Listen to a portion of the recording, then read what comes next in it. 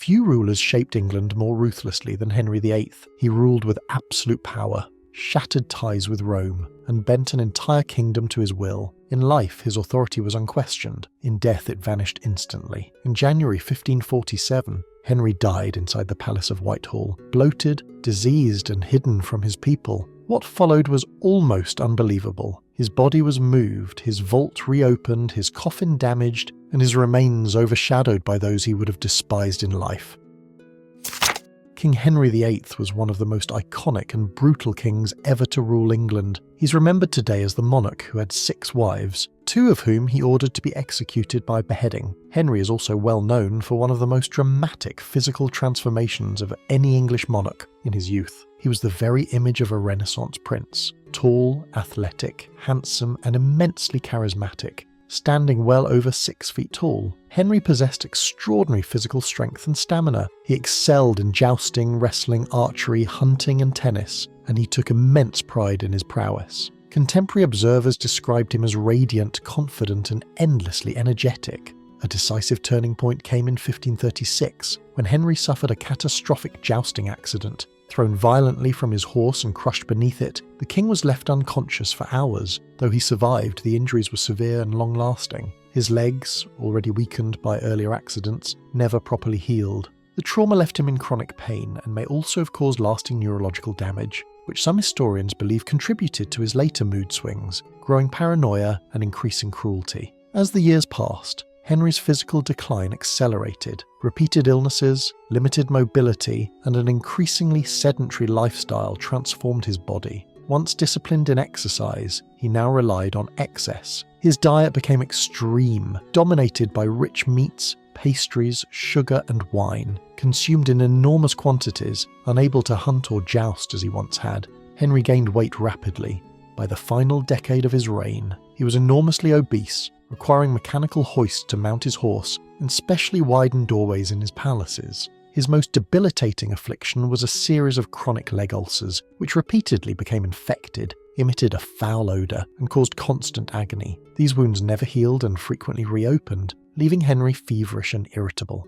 He also suffered from gout, severe headaches, insomnia, and likely diabetes. Pain dominated his daily existence, and with it came a hardening of temperament. The jovial, music-loving prince of the early reign was replaced by a suspicious, short-tempered, and increasingly isolated tyrant. By his final years, Henry could no longer walk unaided. He was often carried through the corridors of his palaces, supported by attendants or transported in chairs. Henry spent his final months at the Palace of Whitehall, his favourite residence and the administrative heart of Tudor government. By January 1547, however, it had become less a palace and more a guarded sick room. The king was confined to his chambers, surrounded by physicians, surgeons, and anxious courtiers. Fires burned constantly to keep him warm. The air was heavy with incense and medicinal herbs, mingled with the unmistakable odour of decay from his wounds. Despite his condition, Henry refused to relinquish control. He continued to issue orders, sign documents, and involve himself in matters of state. His mind, though clouded by pain and medication, remained fiercely alert to threats real or imagined.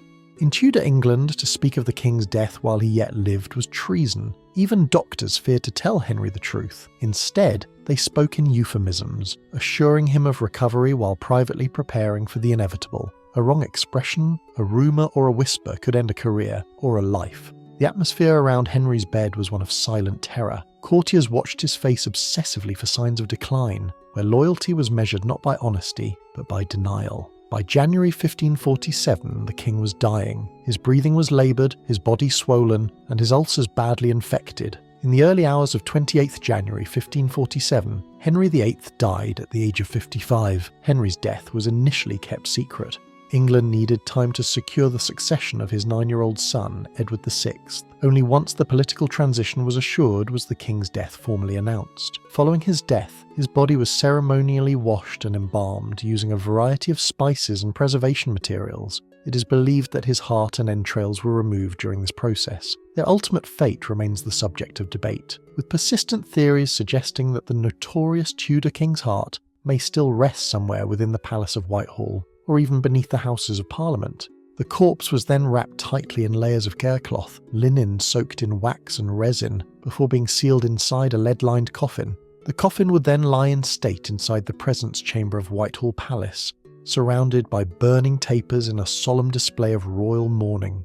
Henry had specified in his will and to his servants and family that he wished to be buried alongside his third wife, Jane Seymour, the only queen to give him a legitimate male heir, the future Edward VI.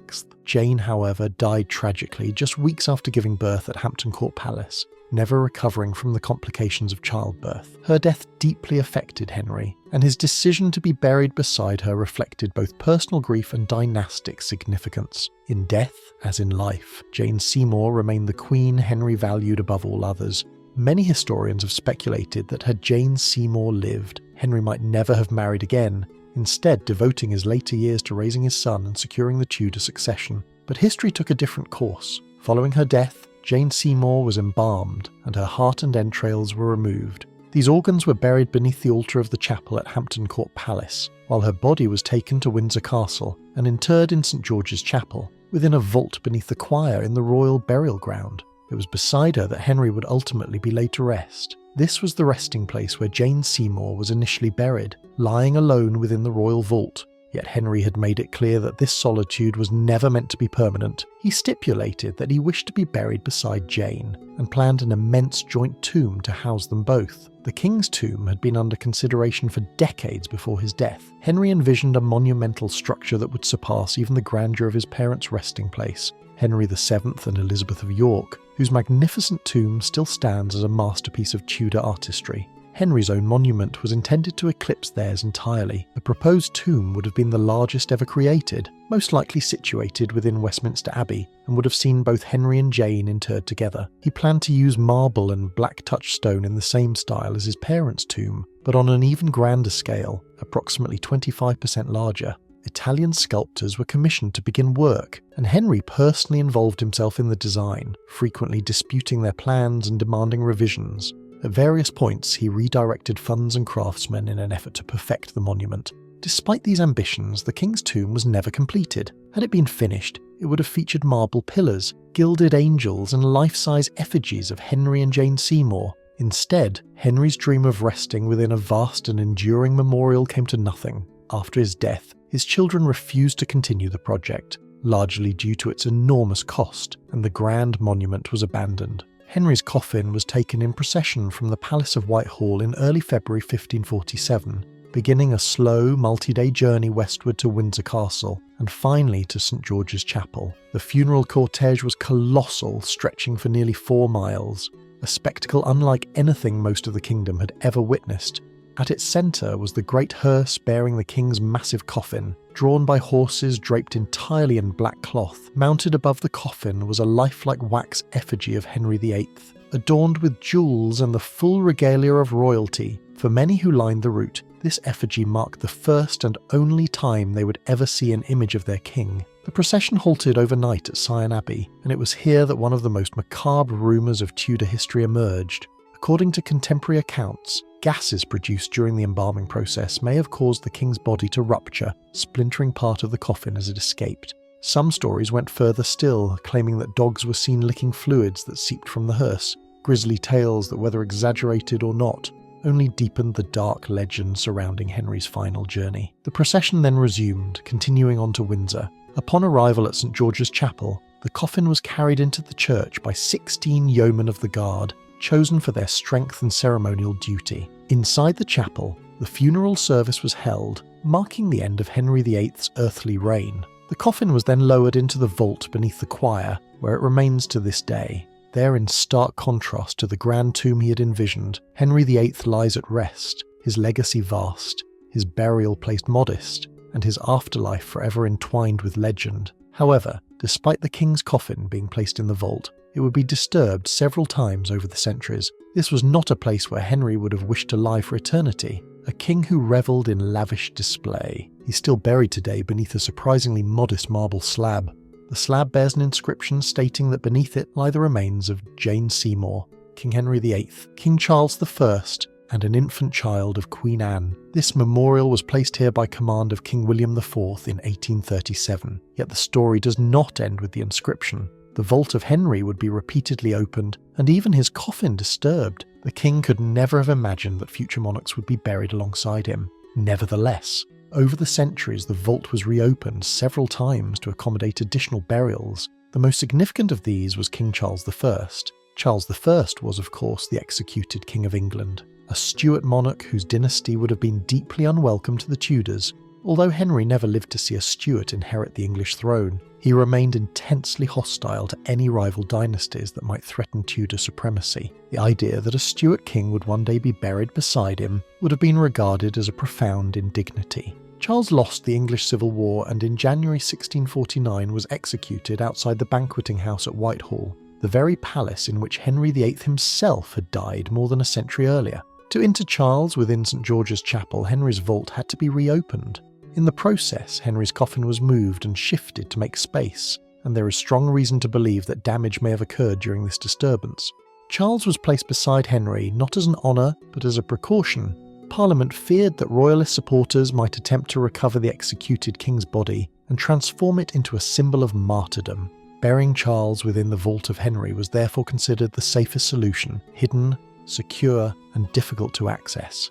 Yet in doing so, the resting place of England's most powerful Tudor monarch became occupied by the remains of a disgraced Stuart king, descended from a rival royal house. In death, Henry was forced to share his final resting place with the very lineage he would have loathed. His vault transformed from a symbol of Tudor authority into a silent witness to the collapse of absolute monarchy itself. The vault would be opened yet again to accommodate another Stuart burial, this time a child of the Stuart royal family. Queen Anne, the last Stuart monarch, suffered greatly in childbirth, and one of her children was interred in the same vault as Henry VIII, Jane Seymour, and Charles I. With this burial, the vault was disturbed once more and the small coffin was lowered into place. However, this would not be the final intrusion into the royal vault. In the centuries that followed, it was believed that the coffin and remains of King Henry VIII had been lost to time. Then, in 1813, building work was undertaken inside St George's Chapel, specifically within the royal vault. During this work, builders broke into the vault containing Henry VIII's remains. A decision was later made to open the coffin of King Charles I, an event overseen by the Prince Regent himself. What was found inside the vault was revealing. Several relics associated with Charles I were identified, but observers also noted the poor condition of Henry VIII's coffin. After nearly 300 years underground, it had fallen into a state of disrepair. Jane Seymour's coffin appeared largely intact, but Henry's was badly damaged. The wooden trestle that had once supported it had collapsed, most likely when Charles's coffin was forced into the already cramped space. There were also claims that internal pressure from Henry's decomposing body may have caused the coffin to splinter from within. By this point, the coffin of the Tudor monarch had reportedly split open. There is no record of Henry VIII's remains ever being exhumed or transferred to another coffin, meaning his body may have been exposed to the elements and may remain so to this day. Henry was one of the most brutal and formidable kings England ever produced, yet he was ultimately buried in a place he never intended to rest for eternity. More than 500 years later, the king still lies there, his grand vision of a vast marble tomb and towering effigy never realised.